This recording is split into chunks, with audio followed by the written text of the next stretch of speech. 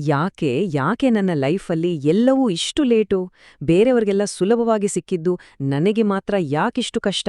ನೀವೇನಾದ್ರೂ ಧನುರಾಶಿಯವರಾಗಿದ್ರೆ ಈ ಮಾತುಗಳು ನಿಮ್ಮ ಎದೆಗೆ ಚುಚ್ಚಿದ ಹಾಗೆ ಆಗತ್ತೆ ಅಲ್ವಾ?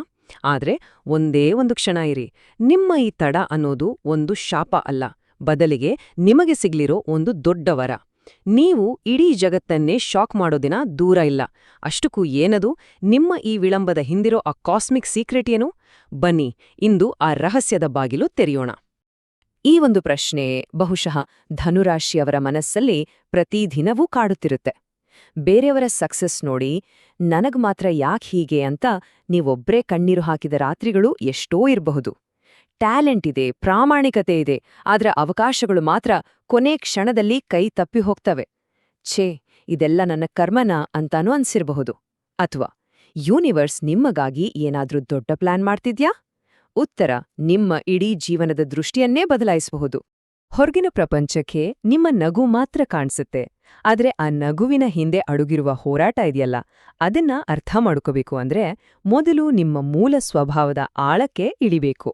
ಯಾಕಂದ್ರೆ ನಿಮ್ಮ ನಿಜವಾದ ಯುದ್ಧ ಹೊರಗಿನ ಪ್ರಪಂಚದ ಜೊತೆ ಅಲ್ವೇ ಅಲ್ಲ, ಅದು ನಿಮ್ಮ ಒಳಗೆ ನಡೀತಾ ಇದೆ. ಧನುರಾಶಿಯ ಚಿಹ್ನೆಯೇ ಒಂದು ಅದ್ಭುತ ಕಥೆ ಹೇಳುತ್ತೆ. ಅರ್ಧ ಮನುಷ್ಯ, ಅರ್ಧ ಕುದುರೆ.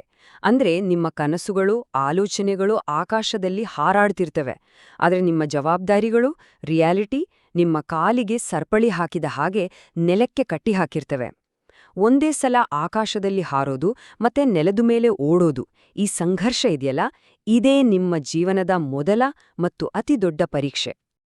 ನಿಮ್ಮ ಅಧಿಪತಿ, ಸಾಕ್ಷಾತ್ ದೇವತೆಗಳ ಗುರು ಬೃಹಸ್ಪತಿ, ಅದಕ್ಕೆ ನಿಮ್ಮಲ್ಲಿ ಅಷ್ಟೊಂದು ಪ್ರಾಮಾಣಿಕತೆ, ಸತ್ಯದ ಮೇಲೆ ಅಷ್ಟೊಂದು ನಂಬಿಕೆ. ನೀವು ದುಡ್ಡಿಗೋಸ್ಕರ ಹುಟ್ಟಿದವರಲ್ಲ, ಧರ್ಮಕ್ಕೋಸ್ಕರ ಬದುಕುವ ಧರ್ಮಯೋಗಿಗಳು. ಆದ್ರೆ ಒಂದು ಸತ್ಯ ನೆನ್ಪಿಟ್ಕೊಳ್ಳಿ, ಜಗತ್ತಿನ ಶ್ರೇಷ್ಠ ಗುರು ತನ್ನ ಪ್ರೀತಿಯ ಶಿಷ್ಯನಿಗೆ ಸುಲಭವಾಗಿ ಏನನ್ನೂ ಕೊಡಲ್ಲ. ಅವನನ್ನ ಬೆಂಕಿಯಲ್ಲಿ ಹಾಕ್ತಾನೆ, ನೀರಿನಲ್ಲಿ ಮುಳುಗಿಸ್ತಾನೆ, ಕಠಿಣ ಪರೀಕ್ಷೆಗಳ ಮೂಲಕ ಅವನನ್ನ ಸ್ಟ್ರಾಂಗ್ ಮಾಡ್ತಾನೆ. ಯಾಕಂದ್ರೆ ಆ ಗುರುವಿಗೆ ಗೊತ್ತು, ಈ ಶಿಷ್ಯ ಸಾಮಾನ್ಯನಲ್ಲ, ಇವನು ಮುಂದೆ ಚಕ್ರವರ್ತಿಯಾಗುವವನು ಅಂತ. ನಿಮ್ಮ ಜೀವನದಲ್ಲಿ ನಡೀತಿರೋದು ಕೂಡ ಅದೇ ಪರೀಕ್ಷೆ. ಹೌದು, ನೀವು ಅನುಭವಿಸ್ತಾ ಇರೋದು ಬರೀ ಕಷ್ಟಗಳಲ್ಲ, ಅದು ನಿಮ್ಮನ್ನ ವೀಕ್ ಮಾಡೋಕೆ ನಡೀತಿರೋ ಪ್ಲಾನ್ ಅಲ್ಲ. ಇದು ನಿಮ್ಮನ್ನ ಜಗತ್ತಿನ ಮುಂದೆ ಒಬ್ಬ ಅಜೇಯ ಯೋಧನನ್ನಾಗಿ ನಿಲ್ಲಿಸೋಕೆ ಯೂನಿವರ್ಸೇ ನಡೆಸ್ತಿರೋ ಒಂದು ಕಠಿಣ ಟ್ರೈನಿಂಗ್. ನೋಡಿ, ಜ್ಯೋತಿಷ್ಯದಲ್ಲಿ ಇಬ್ಬರು ದೊಡ್ಡ ಟೀಚರ್ಸ್ ಇದ್ದಾರೆ, ಒಬ್ರು ಗುರು, ಇನ್ನೊಬ್ರು ಶನಿ. ಇದನ್ನ ಹೀಗೆ ಅರ್ಥ ಮಾಡ್ಕೊಳ್ಳಿ, ಗುರು ನಿಮ್ಮ ತಂದೆ ಥರ, ನಿಮ್ಗೆ ಪ್ರಪಂಚದಲ್ಲಿರೋ ಎಲ್ಲವನ್ನೂ ಕೊಟ್ಟು ನಿಮ್ಮನ್ನ ಬೆಳೆಸ್ಬೇಕು ಅಂತ ಆಸೆ ಪಡ್ತಾರೆ. ಆದ್ರೆ ಶನಿ ಒಬ್ಬ ಸ್ಟ್ರಿಕ್ಟ್ ಕೋಚ್ ಥರ, ನಿಮ್ಗೆ ನೋವು ಕೊಟ್ಟು ಶಿಸ್ತು ಕಲ್ಸಿ ನಿಮ್ಮನ್ನ ಬಲಿಷ್ಠರನ್ನಾಡಿ ಮಾಡ್ಬೇಕು ಅಂತ ನೋಡ್ತಾರೆ. ಧನುರಾಶಿಯವರ ಲೈಫ್ನ ಫಸ್ಟ್ ಹಾಫ್ನಲ್ಲಿ ಆ ಸ್ಟ್ರಿಕ್ಟ್ ಕೋಚ್ ಶನಿಯ ಆಟವೇ ಜಾಸ್ತಿ. ನಿಮ್ಮ ಕನ್ಸುಗಳಿಗೆಲ್ಲ ಬ್ರೇಕ್ ಹಾಕಿ ಲೈಫ್ನ ಕಠೋರ ಸತ್ಯವನ್ನ ತೋರಿಸ್ತಾನೆ. ಯಾಕಂದ್ರೆ ನಿಮ್ಮ ತಂದೆಯಾದ ಗುರು ನಿಮ್ಗೆ ಚಿಕ್ಕ ಪುಟ್ಟ ಗೆಲುವು ಕೊಡೋಕೆ ಇಷ್ಟಪಡಲ್ಲ, ಅವರು ನಿಮ್ಗೊಂದು ಸಾಮ್ರಾಜ್ಯವನ್ನೇ ಕೊಡೋಕೆ ಕಾಯ್ತಾ ಇರ್ತಾರೆ. ಆ ಸಾಮ್ರಾಜ್ಯ ಆಳೋಕೆ ಬೇಕಾದ ತಾಕತ್ತನ್ನ ಶನಿ ನಿಮ್ಗೆ ಟ್ರೈನಿಂಗ್ ರೂಪದಲ್ಲಿ ಕೊಡ್ತಾ ಇದ್ದಾನೆ. ಅಷ್ಟೇ ಅಲ್ಲ, ನಿಮ್ಮ ಹೋರಾಟ ಹೇಗಿರುತ್ತೆ ಅನ್ನೋದು ನಿಮ್ಮ ನಕ್ಷತ್ರದ ಮೇಲೂ ಡಿಪೆಂಡ್ ಆಗುತ್ತೆ. ನೀವೇನಾದ್ರೂ ಮೂಲ ನಕ್ಷತ್ರದವರಾಗಿದ್ರೆ ಅಕ್ಷರಶಃ ಎಲ್ಲವನ್ನೂ ಕಳ್ಕೊಂಡು ಝೀರೋದಿಂದ ಲೈಫ್ ಕಟ್ಟೋ ಪರೀಕ್ಷೆ ನಿಮ್ದಾಗಿರುತ್ತೆ. ಪೂರ್ವಾಷಾಢ ನಕ್ಷತ್ರದವರಾದ್ರೆ ಪ್ರತಿಯೊಂದು ಸೋಲನ್ನು ಗೆಲುವಿನ ಮೆಟ್ಲಾಗಿ ಮಾಡ್ಕೊಳ್ಳೋ ಕಲೆ ಕಲಿಬೇಕಾಗತ್ತೆ. ಆದ್ರೆ ಉತ್ತರಾಷಾಢ ನಕ್ಷತ್ರದವರಾದ್ರೆ ಸತ್ಯದ ದಾರಿಲಿ ಮೊದಲು ಒಬ್ಬಂಟಿಯಾಗಿ ನಡೆಯೋ ಧೈರ್ಯ ಮಾಡಬೇಕಾಗತ್ತೆ, ಆದ್ರೆ ಕೊನೆಗೆ ಇಡೀ ಸಮಾಜವೇ ನಿಮ್ ಹಿಂದೆ ಬರುತ್ತೆ. ಜೀವನದಲ್ಲಿ ಎಲ್ಲಾ ನೋವನ್ನೂ ಸಹಿಸ್ಕೊಳ್ಬಹುದು, ಎಲ್ಲಾ ಸೋಲನ್ನು ಎದುರಿಸಬಹುದು, ಆದ್ರೆ ಈ ಒಂದು ಗಾಯ, ಈ ಒಂದು ಪೆಟ್ಟು ಮಾತ್ರ ನಿಮ್ಮನ್ನ ಸಂಪೂರ್ಣವಾಗಿ ಮುರಿದುಹಾಕ್ಬಿಡುತ್ತೆ.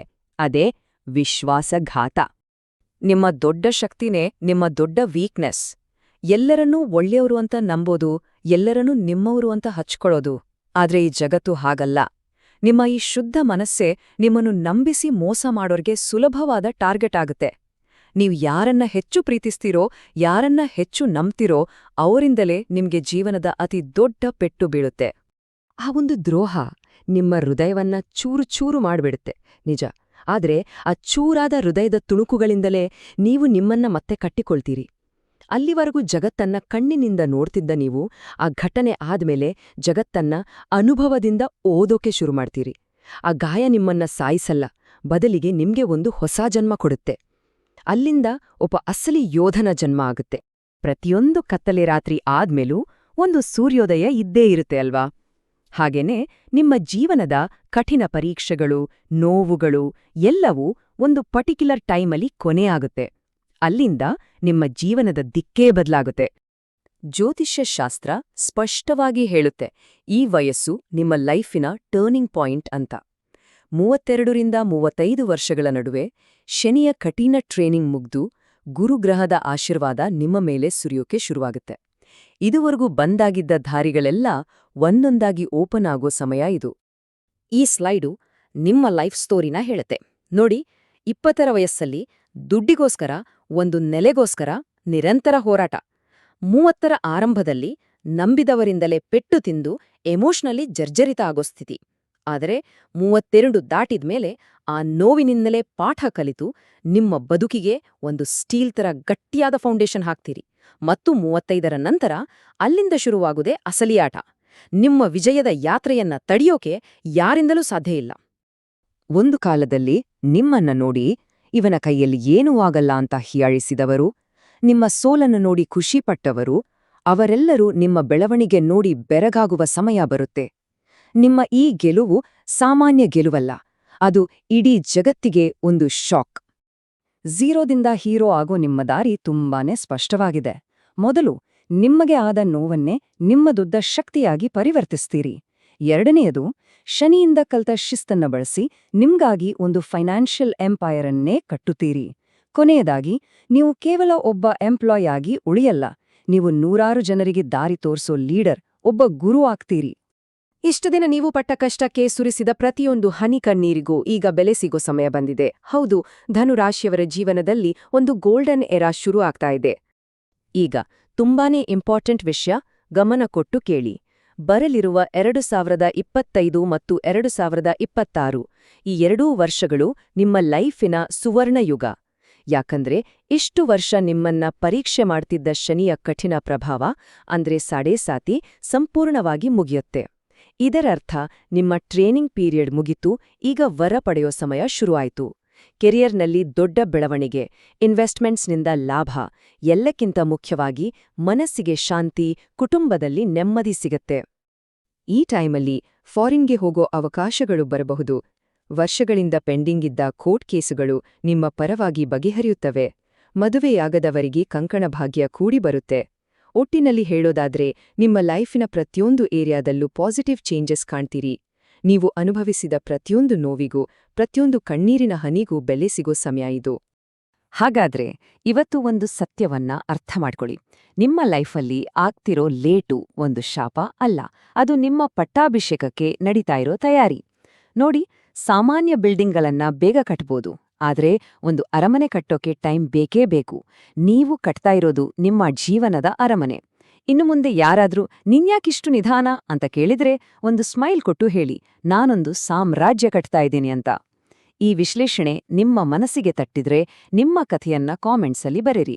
ನಿಮ್ಮ ನೋವು, ನಿಮ್ಮ ಹೋರಾಟ, ನಿಮ್ಮ ಭರವಸೆ ಎಲ್ಲವನ್ನೂ ಶೇರ್ ಮಾಡಿ. ಯಾಕಂದ್ರೆ ನಿಮ್ಮ ಒಂದು ಕಥೆ ಹತಾಶೆಯಲ್ಲಿರೋ ಇನ್ನೊಬ್ಬ ಧನುರಾಶಿಯ ಯೋಧನಿಗೆ ದಾರಿದೀಪ ಆಗಬಹುದು. ನಮ್ಮ ಈ ಪ್ರಯತ್ನಕ್ಕೆ ಬೆಂಬಲ ನೀಡಿ. ನೆನಪಿಡಿ, ನಿಮ್ಮ ಸಮಯ ಈಗ